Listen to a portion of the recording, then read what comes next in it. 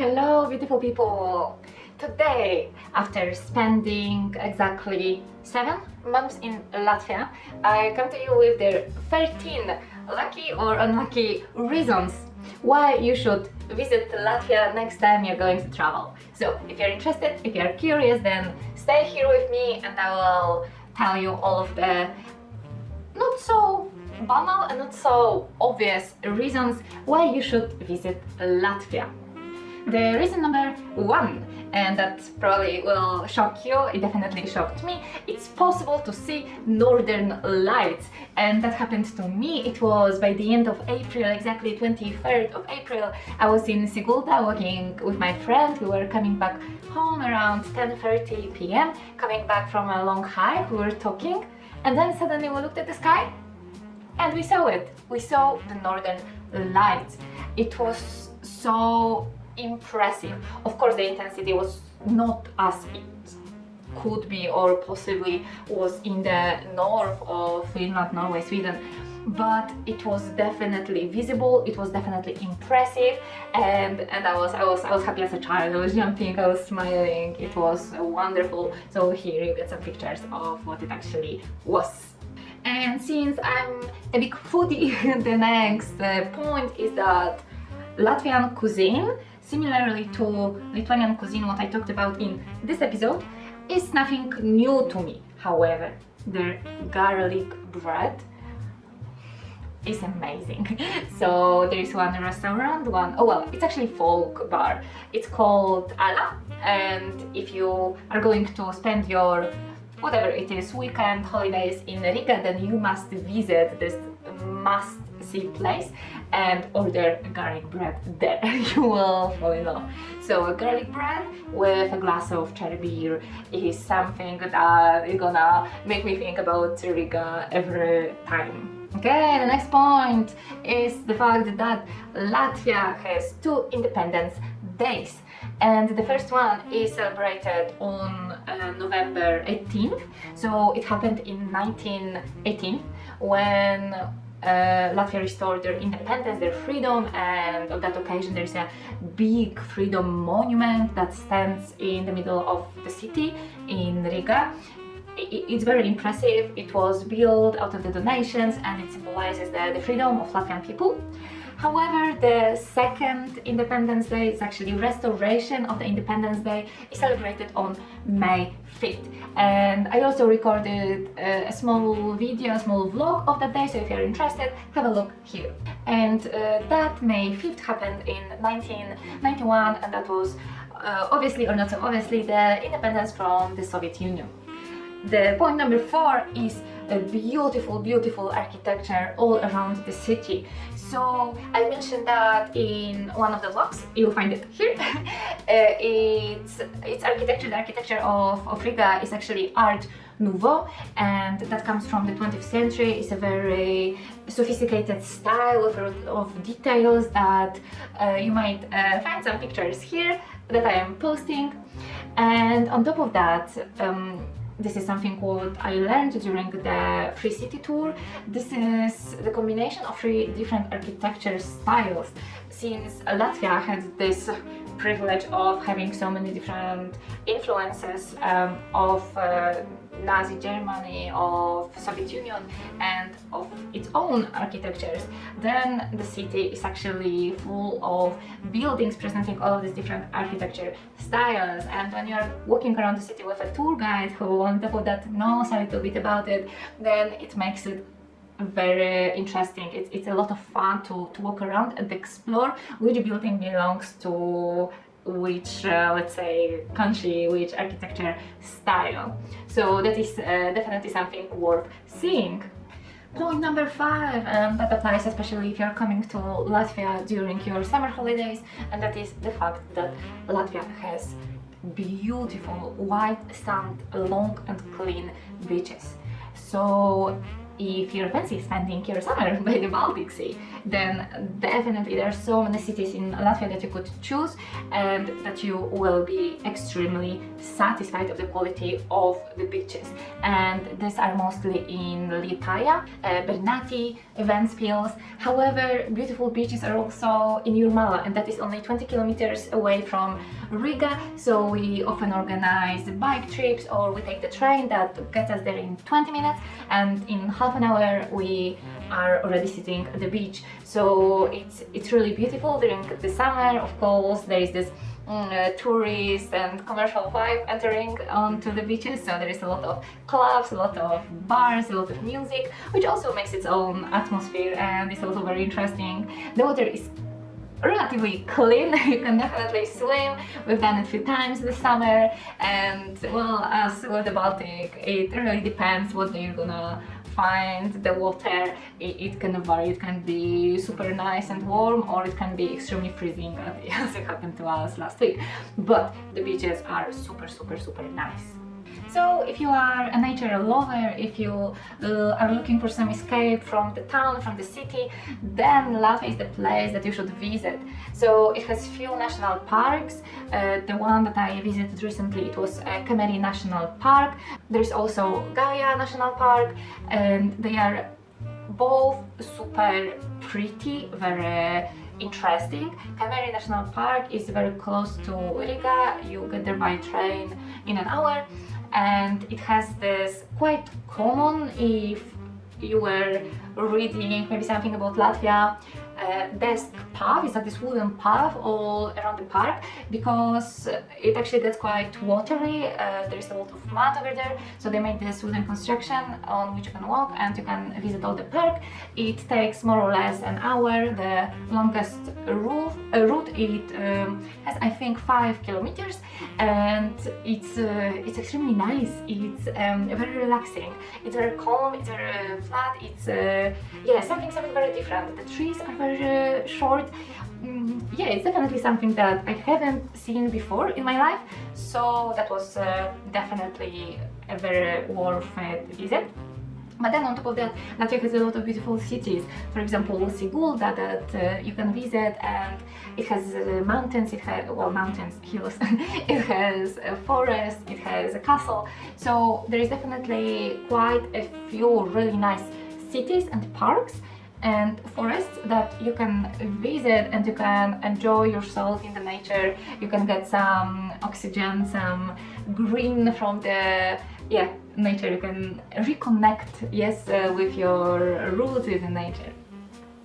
Reason number 7 is the fact that Latvia is a very historical place. So if you are talking about monuments, if you are talking about museums, Latvia and Riga especially is full of these places.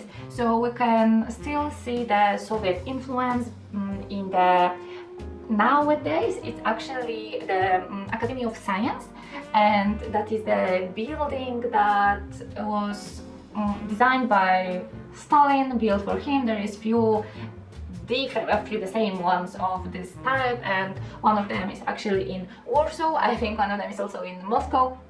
So this is a Soviet influence in Riga. And there is also the KGB museum, a very similar one to the one that I visited in Lithuania. There is the Museum of the Occupation that also presents in a very nice and interactive and approachable way the occupation of Latvia through the years. And basically anywhere you walk on the streets around Riga, there are monuments, there are museums, there are places that you can enter and visit, and they will be full of history that Latvia has to tell. It's been through a lot. A lot of things happened here, so you definitely won't be bored discovering and exploring the history of that small Baltic country.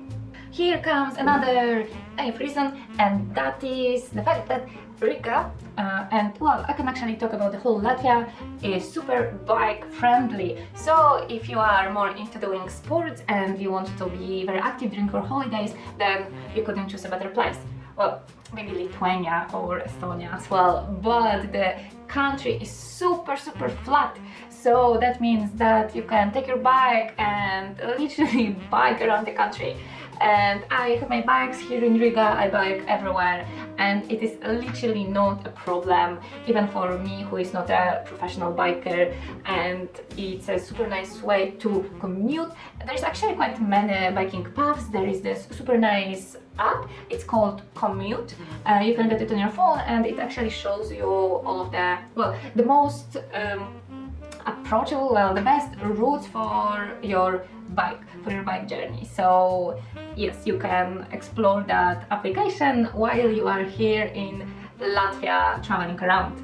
And the next point is actually one of my favorite ones, and that is the long summer days. Oh my god, I love summer. I love when there's long days appear, when the nights are very warm. This is the best what exists during the whole year when the summer starts. That happens in June, and this year the longest day in Latvia lasted actually for 18 hours. So the sunset happened at 10:30, and the light lasted actually until 11:30, and then the sunrise was at 4:30, with the first light appearing already at like 3:20, 3:30. So that gives us the day of the sunlight of the 18 hours, and that is something super nice. I've never lived in the country where the days were so long, so that was actually very confusing, where I was already in the room, almost in bed, being very tired after the day, and it was after 11 and it was still kind of light. I was very confused. Should I sleep? Should I wait? What should I do? So I can only imagine how much of confusion it causes to people living in the north. The next point is the fact that Latvia is full of rape fields. So there are these yellow rape fields, and apparently it is obligatory to get into one and take pictures, so you get this full Latvian experience. The next 10th point, this is a phenomenon. So this is the Dance and Song Festival happening in Latvia every 5 years. This is the celebration that was celebrating its 150th anniversary this year. The first one happened in 1873 with around 1,000 people participating. Nowadays we have a choir and people helping with the whole preparation that consists of almost 60,000 people participating in one event, and I'm talking only about people performing. I'm not even talking about the audience watching, so this is actually a big part of the Latvian population. And that festival is nowadays part of the culture, it's a tradition, it's something so extremely important. In 2003, it actually was included on the UNESCO list of the masterpieces of the oral and intangible heritage of humanity. So this is big. This is something that I was lucky to experience. I didn't even know before coming here that that would take place, but yes, it did. And for the whole week in July, the celebrations were taking place, and well, there were main events happening in the biggest park in Riga called Maizes Parks, and that was ticketed, so you had to get a ticket that obviously was sold out within minutes. And then if you wanted to get it, it actually costed a huge amount, well, €100 for the concert. So that was actually quite a lot, but there were other smaller concerts and smaller celebrations in the city, in different parks, so you could definitely experience the vibe. On top of that, during the last day, so it lasted from Monday to Sunday, on the last day there was the final concert, and that was transmitted live on the big screens around the city. So we actually went to one of the parks to see it and to watch it, and well, it was breathtaking. It was beautiful. The whole organization, the choir. That I actually have a friend. I'm working with a lady who is singing in that choir, and I know how much preparation and how much time and how much effort they were putting into it. It is incredible to actually see it sitting there and, well, being a part of this Latvian movement that is uniting all of the country in front of the TV or in the Maizes Parks. It's something definitely worth watching. So the next one is going to happen in 5 years, in 2028. So the next one is the fact that Riga has amazing national library, and it's very interesting because it holds the very important American collection, and that was founded by the US. And well, the whole construction of the library was designed by the Americans and funded by the US. And that happened after John Kennedy's visit to Latvia in 1939. So it is all related, and now the National Library has actually a very strict security systems. You cannot go there with your coat, you cannot go there with your backpack, you cannot even go there with a bottle that through which you cannot see anything. So the bottle needs to be visible through it, it needs to be plastic, and only then you can take it upstairs. So I recorded a video about how it looks inside, so you can definitely watch it. But when you are here in Riga, then this is definitely a must.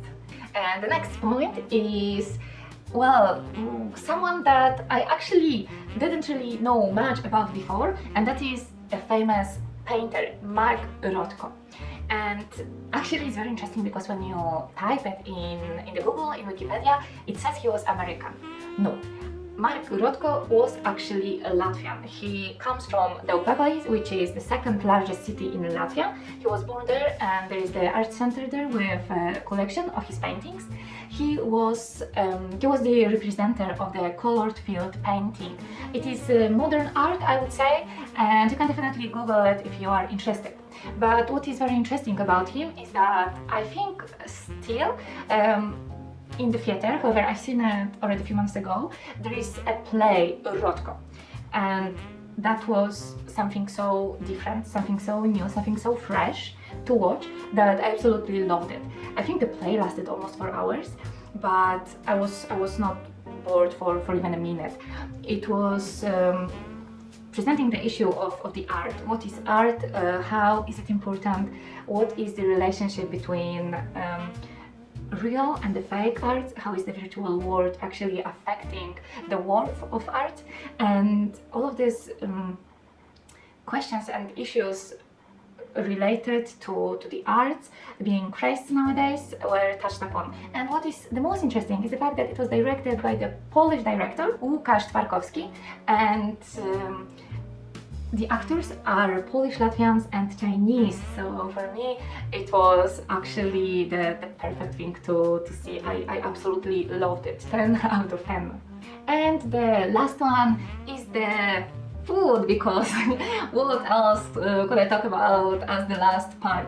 And that is Maizes Zupa. So this is actually a dessert, and it's very interesting because it's made of the rye bread. And yes, exactly, it sounds very strange. So it's a rye bread that is firstly dried in the oven, and then it's being boiled with apples, with cinnamon, with raisins, prunes, cranberries, and then it's served with the whipped cream. So it's something very Latvian, it's something very sweet, but I think that when you are here you should definitely give it a try and experience the Latvian culture and tradition. And that is everything that I wanted to tell you about Latvia. I hope that I presented you some issues, some aspects that you didn't think about and that perhaps gave you the reason to travel to Latvia. If so, then please comment below, do like a video, please like a video, please subscribe to this channel, share it with your friends, with whoever might benefit from that. And for today I will be saying goodbye and see you in the next video. Bye!